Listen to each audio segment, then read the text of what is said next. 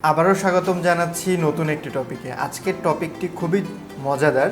আজকের টপিকের নাম হচ্ছে প্যাটার্ন ডিজাইন, এবং সেই প্যাটার্ন ডিজাইন করে আমাদের রিয়েল যখন কোনো ড্রেসে ব্যবহার করা হয় বা কোনো কাপড়ে, সেটা দেখতেও বা কেমনটা হতে পারে সেই ফিলটা আমি আজকে আপনাদের দেওয়ার চেষ্টা করব। সো কথা না বাড়িয়ে চলুন চলে যাই মনিটরে। স্ক্রিনে দেখতে পাচ্ছেন অলরেডি একটা মেয়ে একটা ড্রেস পরে আছে এবং সেটাতে একটা প্যাটার্ন দেওয়া আছে, এবং এই প্যাটার্নটাই আজকে আমরা ডিজাইন করব এবং কিভাবে ব্যবহার করতে মোটামুটি আমরা এই ডিজাইনটা করে দেখব, এবং এই ডিজাইনটা অলরেডি আমার ইলাস্ট্রেটরে করাও আছে। সো এই ডিজাইনটা কিভাবে করতে হয় সেই প্রসিডিউরটা আপনাদেরকে এখন আমি দেখাবো। প্রথমে আমি একটা নতুন ফাইল নিব, জাস্ট আমি রিনেম করে দিলাম হচ্ছে প্যাটার্ন। নির্দিষ্ট কোনো ধরাবাঁধা সাইজ আমি আপাতত যাচ্ছি না, তবে আমরা নর্মালি ডিজাইনগুলো স্কোয়ার সাইজে করে থাকি। আমি দেখতে পাচ্ছেন এইখানে আমাদের লাইন টুল নামে, টুলস প্যানেলে লাইন টুল নামে একটা টুলস রয়েছে, এটার নিচে আর্ক টুল, তার নিচে স্পাইরাল টুল।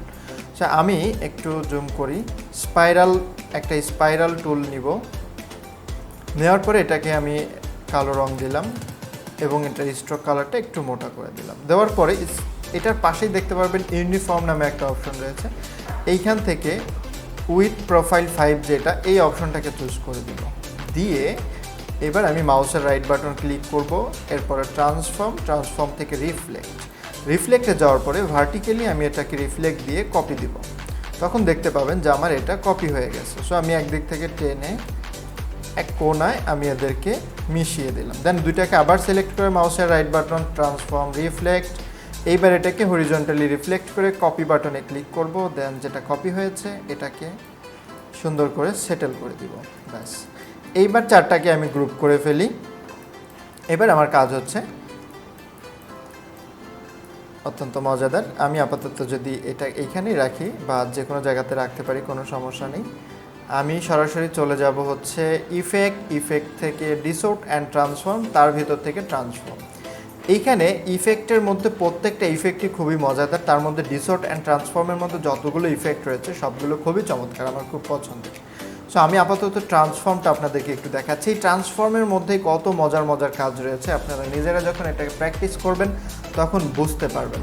সো প্রথমে আমি যে কাজটা করব, প্রিভিউ দিয়ে দিব। এটাকে আমি 10টা সংখ্যা দিলাম, কপিস 10 কপিস, অর্থাৎ এইখানে 10টা কপি কিন্তু অলরেডি হয়ে গিয়েছে। এবার আমি ভার্টিক্যালি মাইনাস করে উপরে উঠাবো। আমি মাউসটা কিন্তু যে আমার হুইলটা আছে, হুইলটা নিচের দিকে ঘোরাচ্ছি, তাতে দেখেন আমার সংখ্যাটা মাইনাস হচ্ছে এবং এটা উপরের দিকে যাচ্ছে। এবং দেখেন এইখানে নতুন কি চমৎকার, আপনি যে কোনো চাইলে এই পজিশনেও ছেড়ে দিতে পারেন। দেখেন নতুন ডিজাইন তৈরি হচ্ছে, কিন্তু আমাদের তো নির্দিষ্ট একটা উদ্দেশ্য রয়েছে, আমরা সেই উদ্দেশ্য পর্যন্ত যাব। আমরা চাইলে এবার আগের যে ডিজাইনটা আছে সেই ডিজাইনটা, এটা কিন্তু আপনি জাস্ট একটা নির্দিষ্ট পর্যায়ে যাওয়ার পরে দেখেন মোটামুটি ম্যাচ হয়ে গেছে। আর একটু আমি এই সংখ্যাটাকে একটু কমিয়ে দিই।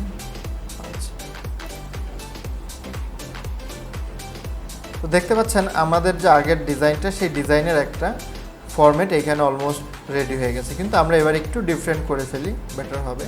প্রসিডিউর আমার এটাই, আমি এটাকে 10টা করে দিই। আবার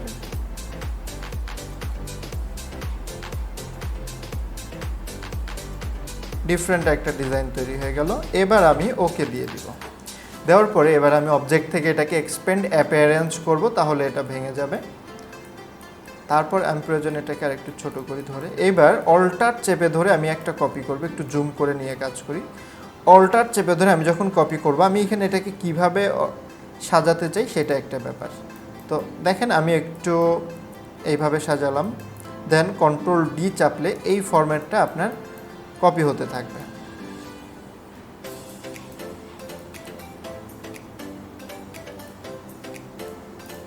ওকে, দেখেন আমার একটা প্যাটার্ন ডিজাইন হয়ে গেল। এবার হচ্ছে আমি এটার একটা ব্যাকগ্রাউন্ড দিয়ে দিব।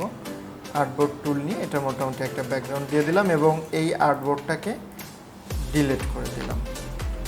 তো দেখতে পাচ্ছেন ভেরি সিম্পলি আমার একটা চমৎকার প্যাটার্ন ডিজাইন করা হয়ে গেছে। এবার এটাকে যদি আমি এই ড্রেসটার ভিতরেই ইনপুট দিতে চাই, আমি চাইলে এটাকে একটু ডিফারেন্ট কালারও দিতে পারি, তখন এটাকে দেখতে একটু কালারফুল লাগবে। বা আমি এই রটাকে একটা কালার দিলাম, যেহেতু মেয়েদের ড্রেসের জন্য আমরা উদ্দেশ্য করে বানিয়েছি, একটু কালারফুল হতেই পারে। 2টা কালারের কম্বিনেশন করলাম। এবার পুরোটাকে Ctrl+C দিয়ে কপি করে আমার এই মকআপটা রেডি আছে, আমি জাস্ট মকআপটাকে আপডেট করে দিব। তো আশা করি ডিজাইনের ব্যাপারটা অর্থাৎ এই প্যাটার্নের ব্যাপারটা আপনারা বুঝতে পেরেছেন যে প্যাটার্নটা কিভাবে করতে হবে।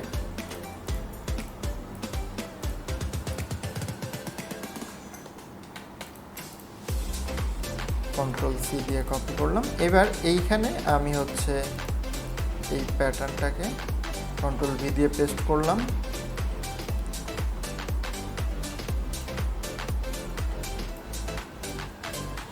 আমার এইখানের যে মকআপটা, এই মকআপটার প্রসিডিউর অনুযায়ী আমাকে এই ডিজাইনটাকে এই এরিয়াতে দিতে হবে। এটা হচ্ছে মকআপের জন্য।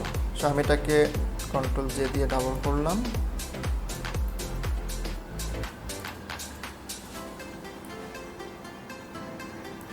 সেট আপ করে দিলাম এইখানে।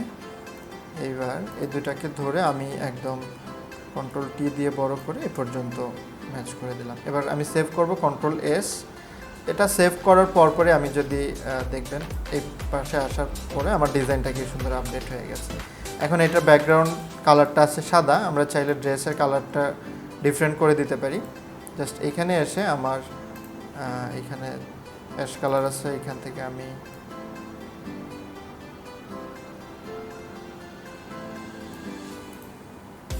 একটু রেডিশ করে দিলাম।